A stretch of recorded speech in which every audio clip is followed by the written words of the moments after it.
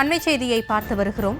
தமிழகத்தில் ரமலான் நோன்புக்கான பிறை தென்பட்டது என்று தலைமை காஜி அறிவித்திருக்கிறார். தமிழ்நாடு அரசின் தலைமை காஜி உஸ்மான் பாகவி அறிவிப்பு வெளியிட்டிருக்கிறார். நாளை முதல் ரமலான் நோன்பு கடைபிடிக்கலாம் என்றும் தமிழ்நாடு அரசின் தலைமை காஜி தெரிவித்திருக்கக்கூடிய அந்த அண்மை செய்தியை பார்த்து வருகிறோம்.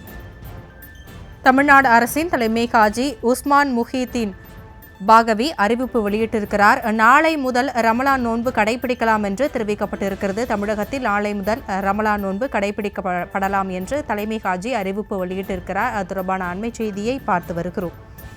தமிழகத்தில் ரமலான் நோன்புக்கான பிறை தென்பட்டது என்றும் தமிழ்நாடு தலைமை காஜி அறிவித்திருக்கிறார். இது தொடர்பான விவரங்களோடு இணைகிறார் நம்முடைய செய்தியாளர் அன்வர். விவரங்களை வழங்கலாம். வணக்கம்.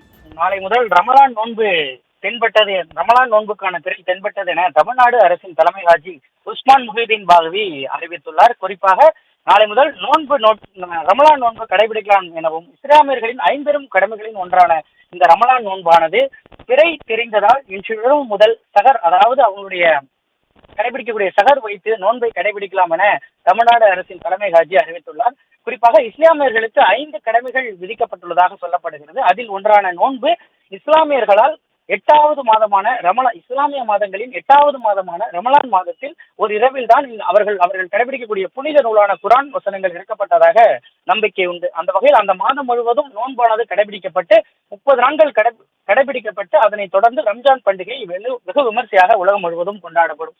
அந்த வகையில் நேற்று இரவு சவுதி உள்ளிட்ட அரேபிய நாடுகளில் ரமலான் பிறை தென்பட்டதால் இன்று முதல் ரமலான் நோன்பானது தொடங்கியுள்ளது. அந்த வகையில் இன்று இந்தியாவில் பிறை தென்பட்டுள்ளதால் நாளை முதல் ரமலான் நோன்பை கடைபிடிக்கலாம் என தலைமை காஜி அறிவித்துள்ளார். குறிப்பாக செல்வம் படைத்தவர்களுக்கும் பசி பட்டினி குறித்து அறிந்து கொள்ள வேண்டும், உணவு கிடைக்காதவர்களின் நிலையை உணர வேண்டும் என்பதற்காக இந்த நோன்பு நோக்கப்படுவது என இஸ்லாமியர்கள் தெரிவிக்கின்றனர். அந்த வகையில் 30 நாட்களும் 5 வேளை அவர்களது சிறப்பு பிரார்த்தனை செய்து தொழுகை நடத்தி இந்த நோன்பை நோற்பார்கள். குறிப்பாக அதிகாலை சூரியன் உதயமாவதற்கு முன்பே அவர்கள் உண்டு, அதனைத் தொடர்ந்து சூரியன் மறைந்த பிறகு அந்த நோன்பை திறப்பார்கள்.